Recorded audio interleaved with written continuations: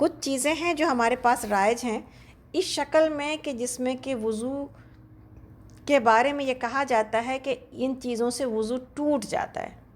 اس کو سمجھنا بہت ضروری ہے تاکہ ہم اس مشکل سے نکلیں کہ جو چیز شریعت نے ہمیں جس مشکل میں نہیں ڈالا ہم کیوں ڈالیں اس مشکل میں. مثلاً یہ کہا جاتا ہے کہ خون کے نکلنے سے جسم سے، یعنی ادر دین حیض، ظاہر ہے کہ پیریڈ کے علاوہ خون کی بات ہو رہی ہے، یا قے آنے سے یا ناک کے اندر سے بلڈ آنے سے کہا یہ جاتا ہے کہ وضو ٹوٹ جاتا ہے. لیکن ایسا نہیں ہے. جسم کے میں کہیں پر سے بھی اگر خون بہے تو وضو نہیں ٹوٹتا. اگر قے آ جائے تو وضو نہیں ٹوٹتا. اگر نکسیر پھوٹے تو وضو نہیں ٹوٹتا. انشاءاللہ امید ہے کہ اس سلسلے میں آپ سب کلیئر ہوں گے. اسی طرح ہنسنے سے وضو نہیں ٹوٹتا. ہنسنے سے وضو نہیں ٹوٹتا. قہقہ لگا کے اگر ہنسا جائے نماز میں، مسکرانے سے نماز بھی نہیں ٹوٹتی، لیکن کوئی نماز کے اندر بہت زور سے ہنس پڑے تو نماز ٹوٹ جاتی ہے، وضو نہیں ٹوٹتا. اسی طرح کسی نے کہا نامحرم کو چھونے سے، جیسے عام طور پر بہت ساری باتیں مشہور ہیں، اس میں یہ ہے کہ نامحرم کو چھونے سے وضو ٹوٹ جاتا ہے، لیکن ایسا نہیں ہے. اگر ایسا ہوتا تو حرم میں آپ اور ہم جب وضو کر کے جاتے ہیں نماز کے لیے کتنی دفعہ کتنے لوگوں سے ٹکرا جاتا ہے انسان. تو پھر ایسی صورت میں تو پھر ہر کسی کو بار بار وضو کرنا چاہیے. لیکن کیا یہ کہا گیا؟ نہیں، یہ نہیں کہا گیا. اس سے کیا مراد ہے؟ اس سے یہ مراد ہے کہ نامحرم کے ٹچ ہونے سے وضو نہیں ٹوٹتا. اسی طرح یہ بات بھی جان لیں کہ نامحرم کو، بعض لوگ تو یہ بھی کہتے ہیں نامحرم کو دیکھنے سے وضو ٹوٹ جاتا ہے. کتنی سختی کی گئی ہے، اللہ اکبر. اب نامحرم کو دیکھنے سے کیسے وضو ٹوٹتا ہے؟ کہیں پر شریعت میں اس کے بارے میں کوئی بات موجود ہی نہیں ہے. اسی طرح کہیں پر یہ بات کہی جاتی ٹی وی دیکھنے سے وضو ٹوٹ جاتا ہے. یہ ساری چیزیں من گھڑت ہیں، اس میں کوئی حقیقت نہیں ہے.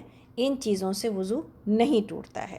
تو ہمیں امید ہے کہ یہ بات بہت کلیئر ہے آپ کو کہ وضو کن چیزوں سے ٹوٹتا ہے اور وضو کن چیزوں سے نہیں ٹوٹتا.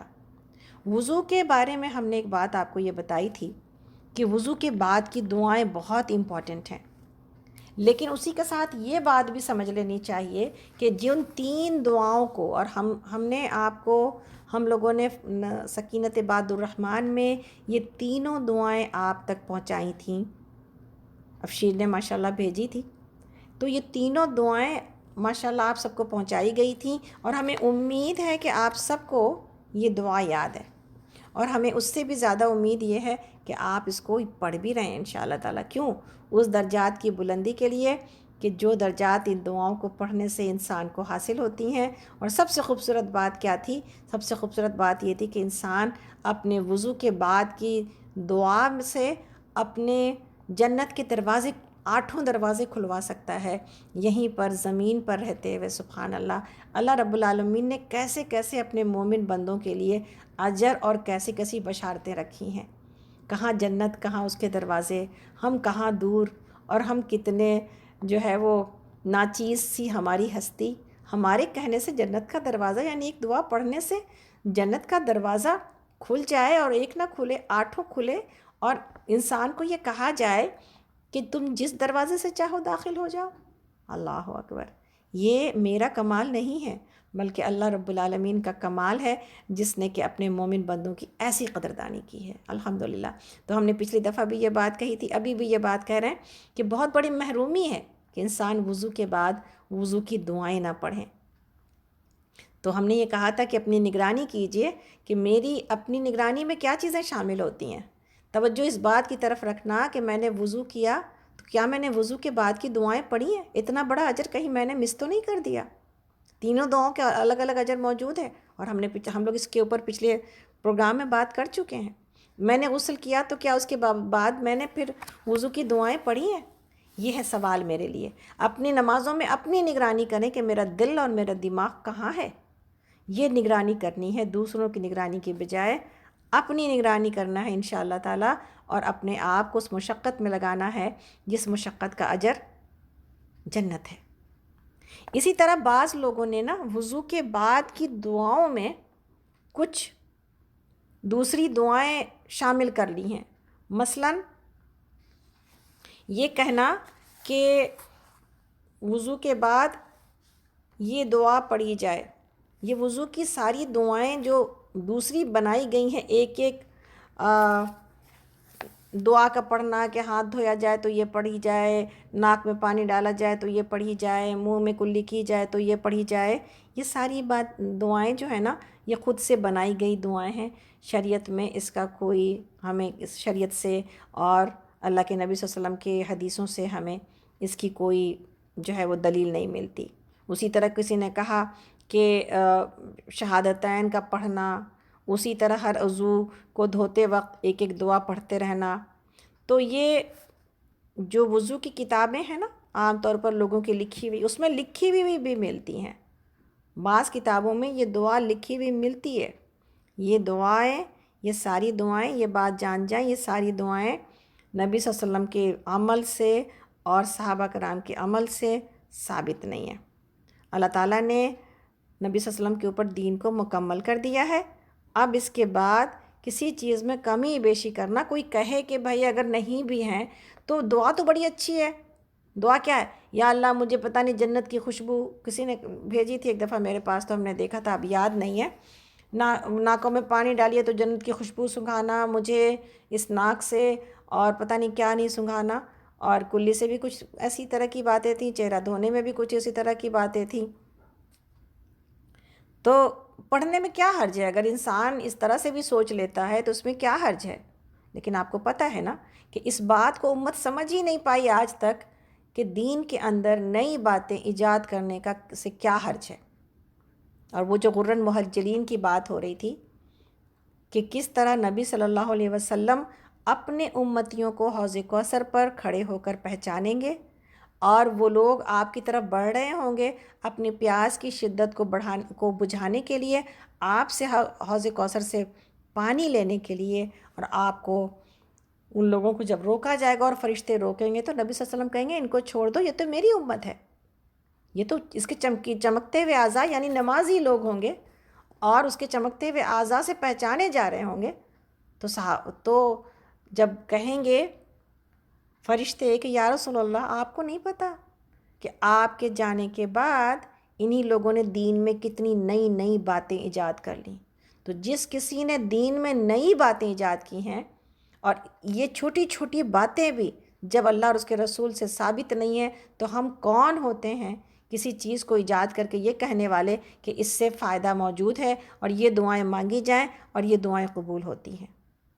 چاہے کوئی کتنا بڑا امام ہو، کوئی کتنا بڑا بھی جو ہے وہ علم والا انسان ہو، دین کے اندر اضافہ کیا نہیں جا سکتا، یہ کسی کو اجازت نہیں ہے. یہ ایون نبی صلی اللہ علیہ وسلم کو اجازت نہیں تھی جب آپ نے شہد کو نہ کھانے کی قسم کھا رکھی تھی. تو اللہ رب العالمین نے پوری سورہ نازل کر دی. تو آپ دیکھیں کہ یہ جب نبی کو اجازت نہیں ہے تو کسی اور کو کیسے اجازت ہے؟ اور صرف یہی نہیں ہے کہ اجازت نہیں ہے بلکہ بہت بڑی وعید ہے، ڈراوا ہے، سزا ہے. اس لیے جتنا دین ہے اس کے اوپر عمل کیا جائے، اس سے اللہ اور اس کے رسول سے آگے بڑھنے کی کوشش نہ کی جائے. تو وضو کے ان دعاؤں کے بارے میں بھی بہت کلیئر رہیے کہ وضو میں انہی دعاؤں کو پڑھا جائے جو وضو کے بعد کی ہیں، ان بٹوین وضو کے دوران کی کوئی دعا موجود نہیں ہے. اب آتے ہیں تیمم کی طرف. تیمم کے بارے میں ہم نے پانی کے اعتبار سے آپ سے بات کر لی تھی.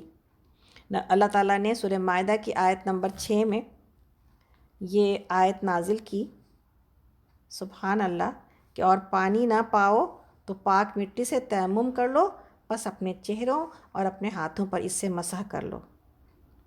اور یہ واقعہ بہت مشہور ہے، لیکن جاننے کی ضرورت یہ ہے کہ کس طرح اللہ رب العالمین نے الحمدللہ اپنے لوگوں کے اوپر رحمت نازل کی ہے، اور کیسے بعض اوقات ایون خواتین جو کہ کمزور مانی جاتی ہیں اور اعتراض شروع ہو جاتا ہے لوگوں کا، خاص طور پر ہمارا آپ کا، کہ ارے عورتوں کو امامت کی ذمہ داری یا امامت کیوں نہیں دی جاتی ہے، عورتیں لیڈر کیوں نہیں بن سکتی ہیں. یعنی عورتوں کی لیڈرشپ کی تو اجازت موجود ہے نا، لیکن مردوں کے اوپر لیڈری کیوں نہیں کر سکتی؟ کسی حکومت، کسی ملک کی وزیر اعظم اور کسی ملک کی پریزیڈنٹ کیوں نہیں ہو سکتی؟ اللہ رب العالمین نے ہمیں تو بہت کمتر بنا دیا ہے، اور ہمیں تو وہ فضیلت موجود نہیں ہے ہمارے پاس، یا ہمیں وہ اتنا حق نہیں دیا گیا جتنا مردوں کو دیا گیا ہے۔ تو آپ سنیے اس حدیث کو، اور پھر اس کے بعد دیکھیے گا کہ کس طرح بعض اوقات عورتوں کے وجود سے کیسی کیسی بڑی بڑی رحمتیں نازل ہوئیں اس امت کے اوپر، اور اللہ رب العالمین کے پاس کتنا بڑا مقام ہے۔ سیدنا عائشہ صدیقہ رضی اللہ عنہا فرماتی ہیں کہ سے مروی ہے کہ بنی مصطلق کے غزوہ سے واپسی پر دوران سفر میں ان کا ہاتھ ٹوٹ کر گر گیا تھا۔ صحیح بخاری کی حدیث ہے۔ تو رسول اللہ صلی اللہ علیہ وسلم نے اس کی تلاش کے لیے قافلے کو رکوا دیا حتیٰ کہ فجر کا وقت ہو گیا، اور لوگوں کے پاس وضو کے لیے پانی میسر نہیں تھا۔ لوگوں نے ابو بکر رضی اللہ عنہ سے شکایت کی کہ تمہاری بیٹی کی وجہ سے سارا قافلہ پریشان ہوا ہے، اور نماز کا بھی مسئلہ ہو گیا ہے کہ بغیر وضو کیوں کر پڑھی جائے۔ تو ابو بکر صدیق رضی اللہ عنہ نے بھی حضرت عائشہ کو آ کے برا بھلا کہا، سخت سست کہا کہ تمہاری وجہ سے یہ تاخیر ہو رہی ہے۔ اتنے میں اللہ عز و جل نے مسلمانوں کی پریشانی کا جو ہے علاج کرتے ہوئے یہ آیت نازل کی، سورۃ النساء کی آیت نمبر ہے 43 کے، اور یہ جو سورۃ النساء ہے نا، اس میں سب سے پہلے تیمم کا حکم نازل ہوا تھا۔ اور وہ آیت کیا کہتی ہے؟ اگر تم مریض ہو یا سفر پر ہو، یا تم اپنی ضرورت سے فارغ ہوئے ہو، یا تم عورتوں سے مل چکے ہو، پھر تمہیں پانی میسر نہ ہو، تو پاک مٹی سے تیمم کرو، بس اپنے چہروں اور ہاتھوں کا مسح کرو۔ صحیح ہے؟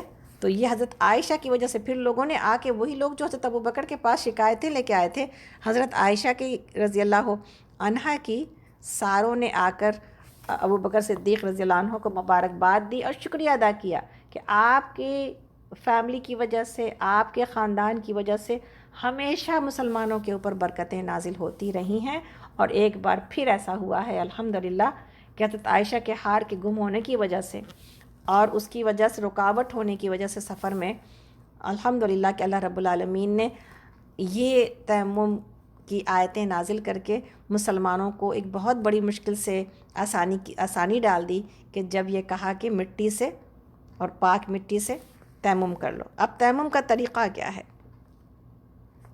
تیمم کا طریقہ یہ ہے جو کہ بہت غور سے سننے کی ضرورت ہے آپ سب میں سے ہر کسی کو، اور ہم نے یہ بتایا تھا کہ تیمم کب انسان کر سکتا ہے، کیا چیزیں ہوتی ہیں۔ 3 شرائط ہیں تیمم کے۔ پہلی چیز یہ ہے کہ پانی ڈھونڈنے کے بعد بھی نہ ملے، دوسری چیز یہ ہے کہ پانی مل بھی گیا ہے لیکن پاک نہیں ہے، اور تیسری چیز یہ ہے کہ پانی کا چھونا، کوئی انسان مریض ہے اور بیمار ہے تو پانی کا چھونا اس کے لیے تکلیف دہ ہے، یعنی اس کی بیماری میں اضافے کی اندیشہ ہے۔ تو اس طرح سے تیمم محض اس بنیاد پر کہ ہمیں سردی لگ رہی ہے، کیا ہم تیمم کر سکتے ہیں کہ پانی کو نہ چھویا جائے اور مٹی سے تیمم کر لیا جائے؟ اس کی اجازت نہیں ہے، اس کی اجازت نہیں ہے۔ 3 چیزیں ہوں گی تبھی کوئی انسان تیمم کر سکے گا، تیمم تبھی ویلڈ ہوتا ہے۔ تو انشاءاللہ میرے پاس اذان ہو رہی ہے، ہم اذان کے بعد آپ کو تیمم کا طریقہ سمجھائیں گے، اور آپ دیکھیں کہ اس میں کتنی بڑی آسانی موجود ہے۔ الحمدللہ رب العالمین۔ الحمدللہ۔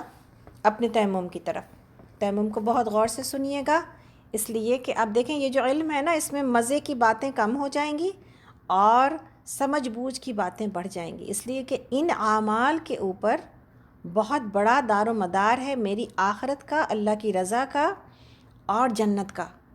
تو یہ معمولی علم نہیں ہے جو کہ دیا جا رہا ہے، اس لیے کہ طہارت اور پاکیزگی اور وضو کا صحیح طریقہ اور تیمم کا صحیح طریقہ یہ ہمیں نماز کی قبولیت کی طرف لے کے جاتا ہے۔ اگر اس کے اندر غلطی اور خرابی موجود ہے تو پھر نماز بھی قبول نہیں ہوگی، اور اگر یہ صحیح ہے تو پھر نماز، کتنے لوگ ہیں جن کو یہ نہیں پتہ کہ وہ تیمم ہر وقت نہیں کر سکتے۔ تیمم کی ویلیڈیٹی کے لیے اور اس کے صحیح ہونے کے لیے ضروری ہے کہ 3 شرائط ان کے پاس پائے جائیں۔ اور کتنے لوگ ہم سے سوال کرتے ہیں اور کیا ہے لوگوں نے کہ میں تو سردی کی وجہ سے تیمم نہیں کرتی، یعنی وضو نہیں کرتی سردی کی وجہ سے، میں تیمم کر کے نماز پڑھ لیتی ہوں۔ بعض نے کہا کہ میں تو کھڑی ہونے سے مجھے تکلیف ہوتی ہے تو میں بیٹھ کے نماز پڑھ لیتی ہوں۔ یعنی اس طرح کی تکلیف نہیں ہے، یعنی وہ دوسرے دنیا کے معاملات میں کھڑی ہوتی ہیں لیکن نماز کے وقت تھکی ہوتی ہیں، اس لیے بیٹھ کر نماز پڑھ لیتی ہیں۔ تو وہ چیزیں کہ جو ہم یہ سمجھتے ہیں علم کی کمی کی وجہ سے کہ شاید یہ قبول ہو جاتی ہیں، اور محرومی کیا ہے؟ محرومی یہ ہے کہ ہم جب ان تمام چیزوں کو گزر کے کم علمی کی وجہ سے اپنے تمام اعمال کو ضائع کر بیٹھیں گے، اور جب آخرت میں پہنچیں گے تو بالکل اس کی مثال جو اللہ رب العالمین نے قرآن میں دی، ابھی ہم سورۃ البقرہ پڑھ رہے ہیں انسٹیٹیوٹ میں، جس میں کہ اللہ رب العالمین نے کہا کہ اس کی طرح کہیں ایسا نہ ہو جائے کہ تمہارا حال اس آدمی کے جیسا ہو جائے جس کا باغ، جو اس نے باغ لگایا تھا اپنی جوانی میں اپنی محنت سے، اور پھر کیا ہو بڑھاپے میں جب کہ وہ اب معذور ہے، اتنی محنت نہیں کر سکتا، اور اس کے بچے بھی اس کے لائق نہیں ہیں، اس لائق نہیں ہیں کہ باغ کو دوبارہ بنایا جا سکے، اس کے باغ کے اوپر بگولے آگ کا بگولا پھر جائے اور وہ سارا باغ جل جائے، اس کی جو حالت ہوگی دنیا میں اس سے زیادہ برا حال ہو جانا ہے ان لوگوں کا جو جب آخرت میں پہنچیں اور اپنے عمل کو، جس کو امیدوں سے ہم نے آگے بھیجا تھا اور ہم یہ سمجھتے تھے کہ یہ ہمارے عمل بڑے قیمتی ہیں، میری نمازیں اپنے آپ ہی ہم سمجھ کے بیٹھے ہیں کہ ہم جیسی تیسی بھی پڑھیں قبول ہو جائیں گی، اس لیے کہ ہم نے نگرانی نہیں رکھی ہے نا، ہماری فکر نہیں ہے اس بات کے اوپر کہ میری نمازیں کدھر جا رہی ہیں، میرے خیالات کہاں ہوتے ہیں، میں اللہ کو یاد کرتی ہوں یا میں کچھ اور ہی سوچ رہی ہوتی ہوں۔ اپنی نگرانی رکھی جائے گی نماز کے دوران کہ میں نماز میں کیا کر رہی ہوں، ادروائز نماز قبول نہیں ہوگی۔ تو یہ بہت ضروری ہے کہ طریقے سیکھے جائیں، طریقے سکھائے جائیں، آگے پہنچائے جائیں، امت کو بتایا جائے کہ سب سے قیمتی چیز جس کی بنیاد پر جنت ملنی ہے اور جس کی بنیاد پر انسان معاف کر دیا جائے گا وہ نماز ہے، اس کی درستگی بہت ضروری ہے۔ تو آتے ہیں تیمم کے طریقے کی طرف، اور ہم نے یہ بات اس سے پہلے اس لیے کہی کہ تیمم کے عجیب عجیب طریقے ہمارے پاس ایجاد ہیں، جو اتنا آسان اللہ نے ہمارے لیے رکھا تھا اس کو بالکل مشکل بھی بنایا گیا ہے، اور جو ضرورت نہیں تھی اس کو ڈال بھی دیا گیا۔ تیمم کا طریقہ یہ ہے کہ بندہ اپنے دونوں ہاتھوں کو، یعنی ہم اور آپ کو کیا کہا گیا، دونوں ہاتھوں کو زمین پر مارے، پھر ان کو اپنے چہرے اور دونوں ہتھیلیوں پر پھیرے۔ سب سے پہلے چہرے کے اوپر ہاتھ پھیرا جائے گا، اس کے بعد ہتھیلیوں کے اوپر ہاتھ پھیرے جائیں گے کلائی تک۔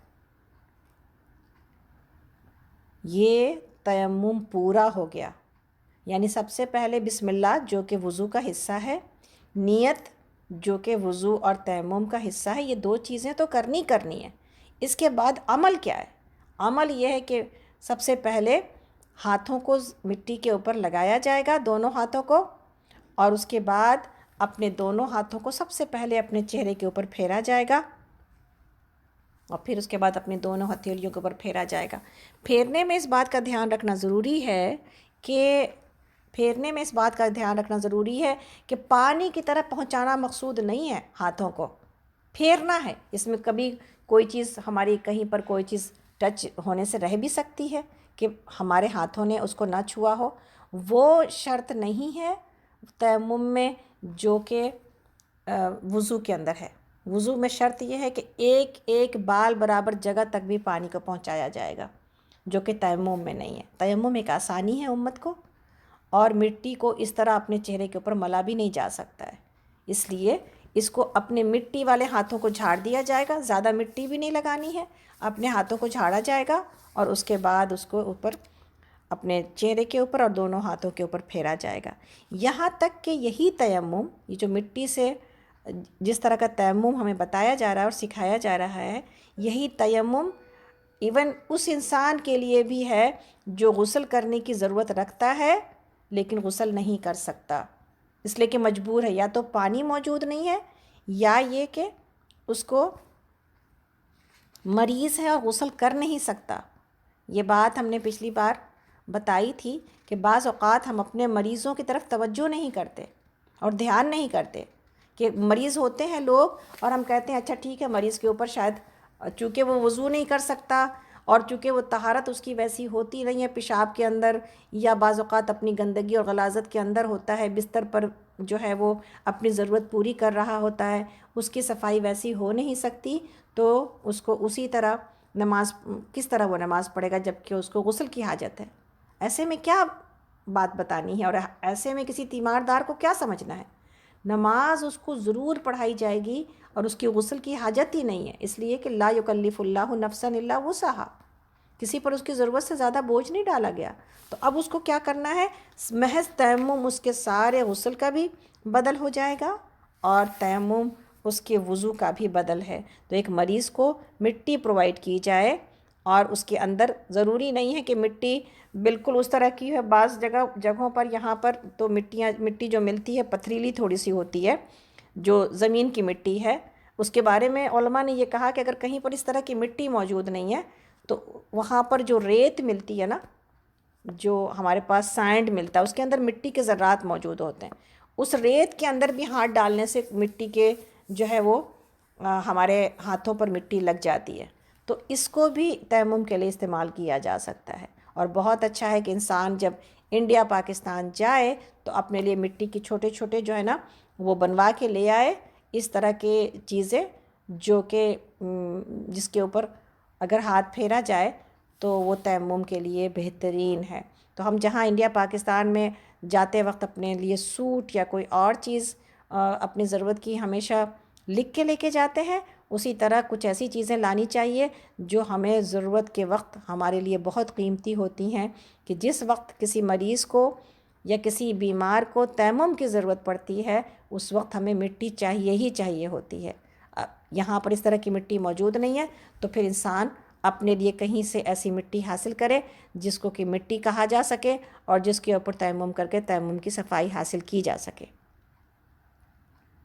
تیمم کے اہم مسائل میں یہ بات ضروری ہے کہ تیمم کے لیے پاک مٹی کا ہونا ضروری ہے، اور پاک مٹی پاک ہی ہے، اس لیے پاک مٹی کو تلاش کرنے کے اعتبار سے انسان یہ نہ کہے کہ کسی پاک جگہ سے ہم لائیں گے تو ہی مٹی پاک ہے۔ زمین کے اوپر ہر وہ جگہ جو کہ خشک ہے، ڈرائی ہے، وہ مٹی پاک ہی ہے، اور اگر گیلی ہے تو دیکھا جائے گا نجاست کی وجہ سے، کسی ایسی وجہ سے تو گیلی نہیں ہے جو نجاست تھی، کوئی گندگی تھی اس کی وجہ سے، ادروائز اگر بارش کا پانی ہے اور اس کی وجہ سے گیلی ہے تو پاک ہی ہے۔ اس کے علاوہ یہ کہا گیا کہ تفصیلی ظاہر ہے یہاں پر بہت زیادہ الگ الگ سے حدیثیں پڑھنا ممکن نہیں ہے، اس کے علاوہ یہ کہا گیا کہ زمین کے اوپر اگر کسی کو مٹی نہ ملے، مثلاً کہ کہیں پر ہم ایسی جگہ پر ہیں جہاں پر بالو اور ریت ہی ہے، تو ابھی ہم نے بات کی ریت کے اوپر اور بالو سے تیمم کیا جا سکتا ہے، کہیں پر چونا ہی رکھا ہوا ہے اسی سے تیمم کیا جا سکتا ہے، کہیں پر برف ہے، مٹی موجود نہیں ہے، جیسا کہ ابھی آج کل کے جو صورتحال ہے اس میں اگر کسی کو پانی نہ ملے اور برف ہے تو پھر زمین کی سطح کے اوپر جو بھی چیز پڑی ہے نا اس سے تیمم کیا جا سکتا ہے۔ ہاں، پانی پہلے ڈھونڈا ضرور جائے گا، ایسی جگہ پہنچا جائے گا، گیس اسٹیشنز پر یہاں پر اگر انسان پہنچ سکے تو وہ ضروری ہے۔ اور اگر کسی کی گاڑی خراب ہو گئی ہے اور گاڑی کے اندر پانی نہیں ہے اور کہیں پر مٹی بھی نہیں دکھائی دے رہی ہے تو روڈ کے اوپر کی گرد کافی ہو سکتی ہے، اور اگر وہ بھی موجود نہیں ہے اور اسنوئی ہے تو اسنو کے اوپر بھی اپنے ہاتھوں کو اسی طرح پھیر کر تیمم کیا جا سکتا ہے، اس میں کوئی حرج نہیں ہے۔ ایون چونوں کے اوپر کہا علماء نے کہ چونا موجود ہے، کہیں پر کسی پہاڑی علاقے میں انسان ایسی جگہ چلا گیا ہے تو چونا موجود ہے، اس کے اوپر بھی ہاتھ پھیر کے، اس لیے کہ زمین کی سطح کے اوپر جو چیز موجود ہے اور اسی بات کے اوپر کہ لا یکلف اللہ نفسا الا وسعہا، کوئی چیز اللہ نے ہم سے ایسی کوئی چیز مانگی نہیں اور ہم سے چاہا نہیں کہ جو میرے بس اور اختیار میں نہیں ہے۔ اس وقت جو بھی میرا عذر ہے، جو بھی میری تکلیف ہے، جو میری بے بسی ہے اور جو میری مشکل ہے، اللہ رب العالمین کو پوری طرح پتہ ہے، اس لیے اس صورتحال میں اس آسانی کو لیا جائے گا، نماز پھر بھی نہیں چھوڑی جائے گی۔ یہ نہ کوئی کہے کہ جی اب نماز کیسے پڑھی جائے جبکہ وضو موجود نہیں ہے، تو ان صورتحال کے میں اگر کوئی موجود ہو تو اس کو چاہیے کہ وہ کسی بھی چیز سے تیمم کرے جو کہ زمین کے اوپر موجود ہے۔ اسی طرح تیمم کے بارے میں یہ بھی جان جائیں کہ جس طرح ایک وضو سے کئی نمازیں پڑھی جا سکتی ہیں، اسی طرح تیمم سے بھی کئی نمازیں پڑھی جا سکتی ہیں، کیونکہ یہ وضو کا قائم مقام ہے، یہ وضو کی جگہ ہے نا، تو جو صورتحال وضو میں ہونی ہے وہی صورتحال تیمم کے ساتھ بھی چلے گی. اسی طرح جو ہے وہ تمام چیزیں جن سے وضو ٹوٹ جاتا ہے انہی چیزوں سے تیمم بھی ٹوٹ جاتا ہے. اور اسی طرح یہ بات کہ اگر نماز تیمم کے بعد اگر تیمم اس صورت میں ہے جب کہ پانی نہ ملے، اگر تیمم انسان نے کیا ہے اور پانی مل گیا، اس نے تیمم کیا تھا پانی مل گیا تو تیمم ٹوٹ جائے گا، اب پانی سے وضو کرنا ہوگا. اگر اس نے تیمم کے ساتھ نماز پڑھ لی ہے، یہ نقطہ بہت امپورٹنٹ ہے، اگر اس نے تیمم کے ساتھ نماز پڑھ لی ہے اور اس کے بعد پانی ملا ہے تو اب نماز کو دہرانے کی ضرورت نہیں ہے کہ وضو کیا جائے اور نماز پڑھی جائے. ہمیں امید ہے کہ یہ بات آپ کو کلیئر ہے کہ تیمم ابھی کیا ہے کسی نے، ابھی نماز نہیں پڑھی، تو اب اگر پانی جیسے ہی ملے گا تیمم ٹوٹ جائے گا. تو تیمم کو توڑنے کی جہاں دوسری چیزیں وہ تمام موجود ہیں، 8 چیزیں جو کہ وضو کو توڑنے والی ہیں، تو 9ویں چیز یہ ہے کہ اگر پانی مل گیا تو پھر تیمم نہیں کیا جائے گا. مطلب یہ کہ پانی مل گیا تو تیمم ٹوٹ جائے گا. ٹھیک ہے، انشاءاللہ تعالیٰ یہ بات کلیئر ہے. لیکن اگر تیمم کے ساتھ نماز پڑھ لی گئی ہے تو بس کافی ہے، اب دوبارہ پڑھنے کی ضرورت نہیں ہے. اسی طرح یہ بات بھی بہت ضروری ہے سمجھنا کہ مریض اور معذور کے لیے طہارت کے احکام کیا ہیں. ان کو پاکی اور کلینس ہم نے بات کچھ تھوڑی سی کی ہے، لیکن اس کو تفصیل کے ساتھ تھوڑی سا سمجھ لیجئے تھوڑی سی، اور اس لیے کہ انسان کو نہیں پتہ ہوتا، بعض اوقات وہ خود کبھی مریض ہوتا ہے اور بعض اوقات مریض کے ساتھ اس کی کوئی جو ہے وہ اس کے گھر میں کوئی مریض ہوتا ہے اور وہ تیماردار ہوتا ہے. تو یہ پوری باتیں بہت ضروری ہیں جو کہ سمجھ لی جائیں. اللہ رب العالمین نے جیسا کہ ہم نے کہا سورہ بقرہ کی آیت نمبر 286 ہے، لا یکلف اللہ نفسا الا وسعہا، اللہ کسی نفس کو اور کسی جان کو اس کی طاقت سے زیادہ تکلیف نہیں دیتا. اسی طرح نبی صلی اللہ علیہ وسلم نے فرمایا تھا انس رضی اللہ عنہ کو کہ یسروا ولا تعسروا، آسانی پیدا کرو مشکل پیدا نہ کرو. تو اس سے یہ بات سمجھ میں آتی ہے کہ اسلام جو دین فطرت ہے ہمارے لیے، وہ آسانی اور نرمی کا معاملہ رکھنا چاہتا ہے انسان کے اوپر، تاکہ اللہ کی عبادت میں آسانی ہو سکے، نرمی اختیار کی جا سکے. بعض جگہوں پر بعض مشکلیں ہیں لیکن وہ انسان نے اپنی عادت اور اپنی طبیعت کی وجہ سے بنا رکھی ہیں. ادروائز الدین یسر، دین کیا ہے؟ آسانی ہے. تو زخمی اور مریض کی طہارت کا کیا معاملہ ہے کہ مریض کے لیے ایسی صورت میں تیمم کرنا جائز ہے جب اس کے لیے پانی کا استعمال نقصان دہ ہو. سیدنا جابر رضی اللہ عنہ کہتے ہیں کہ ہم ایک سفر میں نکلے تو ہم میں سے ایک شخص کو پتھر لگ گیا اور اس کے سر میں زخم ہو گیا، پھر اسے احتلام بھی ہو گیا. اس نے اپنے ساتھیوں سے پوچھا کیا میرے لیے کوئی اجازت ہے کہ میں تیمم کر لوں؟ انہوں نے کہا کہ ہم تمہارے لیے کوئی رخصت نہیں پاتے، جب کہ تم کو پانی پر قدرت حاصل ہے، یعنی پانی موجود ہے، پھر تم کو تیمم کی ہم اجازت کیسے دیں؟ تو پھر اس نے غسل کر لیا اور مر گیا بیچارہ. جب ہم نبی کریم صلی اللہ علیہ وسلم کی خدمت میں حاضر ہوئے، آپ کو اس کی خبر دی گئی تو آپ صلی اللہ علیہ وسلم نے فرمایا انہوں نے اس کو قتل کر دیا، انہوں نے اس کو قتل کر ڈالا، اللہ انہیں ہلاک کرے. انہوں نے پوچھ کیوں نہ لیا جب کہ انہیں علم نہ تھا؟ بے شک لا علمی کی شفا سوال کر لینے میں ہے. اس شخص کے لیے یہی کافی تھا کہ تیمم کر لیتا اور اپنے زخم پر پٹی باندھ لیتا، پھر اس پر مسح کرتا اور باقی سارا جسم دھو لیتا. تو سیدنا عبداللہ بن عمر رضی اللہ عنہ زخمی کے بارے میں فرماتے ہیں کہ وہ غسل اور وضو میں اس کے ارد گرد جگہ کو دھو لے اور زخم پر مسح کر لے. یہ سنن ابو داؤد کی حدیث تھی. اور مریض کی طہارت کب ٹوٹتی ہے یہ جاننا بہت ضروری ہے، اس لیے کہ بعض لوگوں کو بعض چیزوں کی شکایت ہوتی ہے. مثلاً جب کسی کو عورت کو پیریڈ میں ایسی تکلیف ہو جاتی ہے کہ اب اس کا بلڈ نہیں رکتا، جس کو کہ استحاضہ کہا گیا ہے، استحاضہ والی عورت کو، اسی طرح لیکوریا والی کسی خاتون کو، اسی طرح پیشاب کے قطرے آنا، اسی طرح ہوا خارج ہونے کا مرض ہونا کہ جلدی جلدی کوئی اپنی ہوا کو اور اپنے پیشاب کو روک ہی نہیں پاتا ہے. ایسی حالت میں طہارت کو کیسے سمجھا جائے کہ کب کوئی انسان یہ کہے کہ اب وہ نماز پڑھ سکتا ہے، اس لیے کہ چیز تو رک ہی نہیں رہی ہے۔ ایسی صورت میں ایک وضو سے ایک ہی نماز پڑھی جائے گی، یعنی کسی ایسے مریض کو جس کے ساتھ یہ معاملہ ہے وہ ایک وضو سے کئی نمازیں نہیں پڑھ سکے گا، یعنی جیسے ظہر کی نماز کے وقت کسی نے وضو بنایا، بصر کے وقت میں کی نماز اس سے نہیں پڑھی جا سکے گی، حالانکہ دوسری صورت میں پڑھی جاتی ہے۔ اگر وضو تو نہیں ٹوٹا ہے اور وضو موجود ہے تو دوسری نماز پڑھی جا سکتی ہے، لیکن ایک ایسے مریض کو وہ ہر وقت ہر نماز کے لیے تازہ وضو کرے گا یا تازہ وضو کرے گی۔ اگر نماز کے دوران انسان کو خون نکل رہا ہے یا پیشاب کے قطرے نکل رہے ہیں یا ہوا نکل رہی ہے تو اس سے نہ وضو ختم ہوگا نہ نماز ہی ٹوٹے گی۔ ہم دوبارہ کہتے ہیں اس بات کو کہ اگر وضو کرنے کے بعد انسان نماز میں کھڑا ہو گیا، اب اس میں سے کوئی کسی کو پیریڈ بھی آ رہا ہے، کسی کو پیشاب بھی آ رہا ہے، کسی کی ہوا بھی نکل جا رہی ہے، لیکن اب وہ چونکہ اس کو روک نہیں سکتا تو نہ ہی اس کا وضو ٹوٹے گا اور نہ ہی اس کی نماز ٹوٹے گی۔ اور نبی صلی اللہ علیہ وسلم نے استحاضہ والی عورت کو یہ کہا تھا کہ تم ہر نماز سے پہلے تازہ وضو کر لو۔ تو پھر ایسی صورت میں ایک ہی وضو کے ذریعے اس وقت کی پوری نماز پڑھ لی جائے گی۔ بعض لوگ یہ بھی پوچھتے ہیں کہ کیا صرف فرض پڑھی جائے گی یا سنت کے لیے میں پھر دوبارہ وضو کروں؟ نہیں ضرورت ہے، اللہ نے اجازت دے دی، ایک وضو کیا جائے گا اور پھر اس کے بعد جو ہے وہ تمام سنتیں اور فرائض سارے اسی ایک وضو سے پڑھ لی جائیں گی، چاہے اس کو محسوس ہو رہا ہے کہ اس کا وضو ٹوٹ رہا ہے۔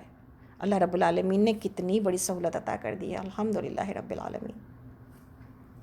تو یہ تھا تیمم کا بیان، اور اس کا بیان کہ مریض کے لیے طہارت کیسے حاصل کی جا سکتی ہے، اور مریض کو نماز کی طرف لانے کے لیے بعض ایسے وقت میں جبکہ لوگ سمجھتے ہیں کہ وہ ان کے اوپر تو شاید نماز ہی نہیں ہے اس لیے کہ یہ پاک ہی نہیں ہے، ایسا نہیں ہے معاملہ۔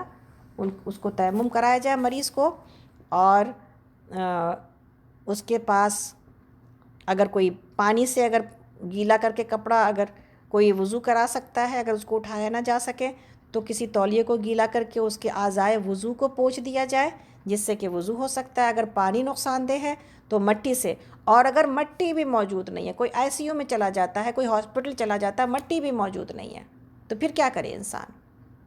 تو پھر وہ نیت کرے صرف وضو کی، اور ہم نے پچھلی دفعہ یہ بات کہی تھی، آپ لوگوں نے سنی ہوگی کہ ایسی صورت میں اس کو صرف نیت ہی کافی ہے اور وہ نماز پڑھے، نیت کرے وضو کی، اور اگر پاکی حاصل کرنا چاہتا ہے تو اپنے ہاتھوں کو محض ہوا سے، اب وہی میسر ہے اس کو، اپنے ہاتھوں کو محض ہوا میں مٹی کی طرح ٹچ کر کے اور اس کے بعد اپنے چہرے پر اور ہاتھوں پر پھیر لے۔ یہ بالکل نئی بات ہے جو کہ ہم کہنے لگے ہیں، کوئی ہم سے دلیل مانگے تو میرے پاس کوئی دلیل نہیں ہے، لیکن وہ اس کے پاس اس وقت ہوا کے علاوہ کوئی اور چیز موجود نہیں ہے، تو پھر ایسی صورت میں اس کا محض نیت کر لینا وضو کا وہ کافی ہے۔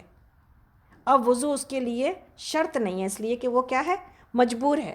ہم نے ہوا کی بات اس لیے کی ہے کہ اپنی طبیعت کے اندر پاکی کو محسوس کرنے کے لیے، اگر وہ محض ہوا میں بھی ہاتھوں کو اس طرح کر لیتا ہے یا کر لیتی ہے کوئی تو یہ اس کے لیے ٹھیک ہے، جبکہ وہ پیشاب میں ہے یا کسی اور تکلیف میں ہے اور اس کو پتہ نہیں ہے کہ اب میں وضو کیسے کروں، میں اپنی نماز کیسے پڑھوں، محض اس کا نیت کر کے وضو کا نماز پڑھ لینا کافی ہے، اس لیے کہ وہ اب اس طاقت نہیں ہے اس کو کہ وہ کہیں پر سے پانی حاصل کرے یا کہیں پر سے مٹی حاصل کرے۔ نماز چھوڑنا نہیں ہے، اللہ تعالیٰ اس کی ہر مجبوری کو دیکھ رہے ہیں، اس لیے انسان محض نیت کرے، اور اگر اس عمل کے سے اس کو پاکی کا احساس ہوتا ہے تو ہوا میں اپنے اس عمل کو کر کے صرف تیمم والا عمل، یعنی اپنے دونوں چہرے کے اوپر نیت بسم اللہ کرے، نیت کرے اور اپنے دونوں ہاتھوں کو اپنے چہرے پر پھیرے اور اپنے دونوں کلائیوں پر پھیر لے۔ اور اگر کوئی اتنا بھی نہیں کر سکتا، جیسا کہ آپ کو پتہ ہی ہے نا، کوئی اتنا بھی نہیں کر سکتا، ہاتھ پیر اس کے نہیں چل رہے لیکن آنکھ جاگ رہی ہے، دماغ جاگ رہا ہے، تو پھر آنکھوں کے اشارے سے پڑھنے کے لیے کہا گیا ہے، اور اس کے پاس اگر وضو نہیں ہے تبھی بھی ضرورت نہیں ہے، اس لیے کہ اب وہ اس مریض کے صورت میں ہے کہ جس کے پاس کہ طاقت نہیں ہے، اور جب طاقت نہ ہو تو اللہ کا ڈیمانڈ اور جو شریعت کا جو مطالبہ ہوتا ہے وہ پھر اس کی ضرورت نہیں پڑتی. شریعت نے نرمی رکھی ہے، اللہ نے نرمی رکھی ہے.